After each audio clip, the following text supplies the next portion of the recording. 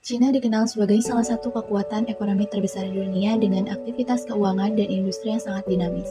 Namun, di balik pesatnya pembangunan tersebut, pemerintah dan Bank Sentral China menghadapi tantangan dalam menjaga stabilitas ekonomi dan pertumbuhan. Dalam kondisi inilah, kebijakan moneter memegang peran penting sebagai alat untuk mengatur peredaran uang dan mendukung aktivitas ekonomi.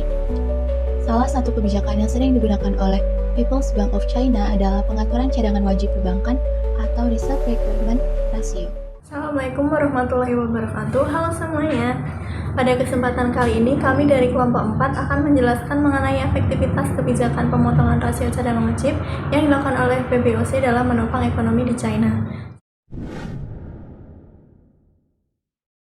Nah, perekonomian di China dalam beberapa tahun terakhir menghadapi tekanan makroekonomi yang cukup besar, di mana pertumbuhan ekonomi menunjukkan tren melambat yang disebabkan oleh melemahnya konsumsi domestik, penurunan investasi terutama di sektor properti, serta ketidakpastian ekonomi global pasca pandemi COVID-19. Kondisi tersebut berdampak pada menurunnya likuiditas di pasar keuangan dan melemahnya kepercayaan investor. Dalam situasi ini, peran bank sentral menjadi sangat penting untuk menjaga stabilitas sistem keuangan sekaligus mendorong pemulihan ekonomi. People's Bank of China atau PBOC sebagai otoritas moneter China kemudian memilih kebijakan pemotongan RRR sebagai salah satu instrumen utama. Kebijakan ini dinilai efektif karena mampu meningkatkan likuiditas perbankan, memperbesar kapasitas penyaluran kredit, serta menurunkan biaya pendanaan bagi lembaga keuangan. Pemotongan RR sendiri dilakukan sebanyak 2 kali, yaitu pada tahun 2023 sebesar 25 basis poin dan 2024 sebesar 50 basis poin, dengan harapan dapat menopang stabilitas ekonomi China di tengah perlambatan yang terjadi. RRR adalah persentase simpanan yang wajib ditahan bank dan tidak boleh dipinjamkan. Ini adalah alat pengatur likuiditas perbankan secara langsung. Logikanya begini, ketika bank sentral menurunkan RRR, bank tiba-tiba mempunyai uang tunai lebih banyak untuk disalurkan. Ini memicu efek domino yang disebut money multiplier, di mana kredit meluas dan jumlah uang beredar di pasar membludak. Ini adalah kunci kebijakan. Penurunan RRR adalah sinyal kuat untuk memacu pertumbuhan. Ia bekerja sangat cepat melalui bank leading channel, yang artinya ia langsung memengaruhi kemampuan bank untuk memberikan pinjaman.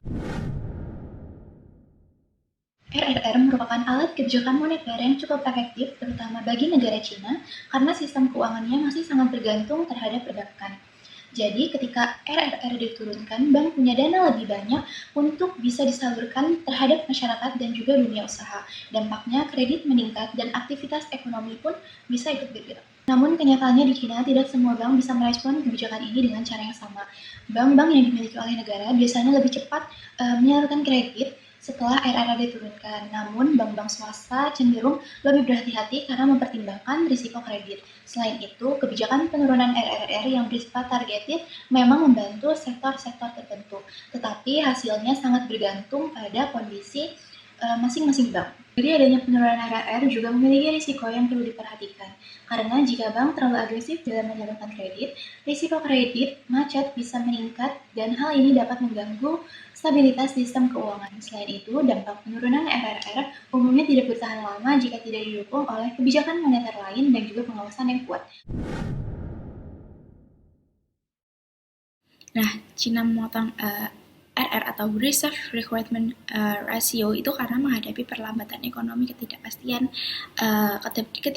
global, dan masalah likuiditas perbankan yang ketat. Nah, tujuan utamanya sendiri itu adalah untuk menyuntikkan dana segar ke sistem perbankan secara cepat.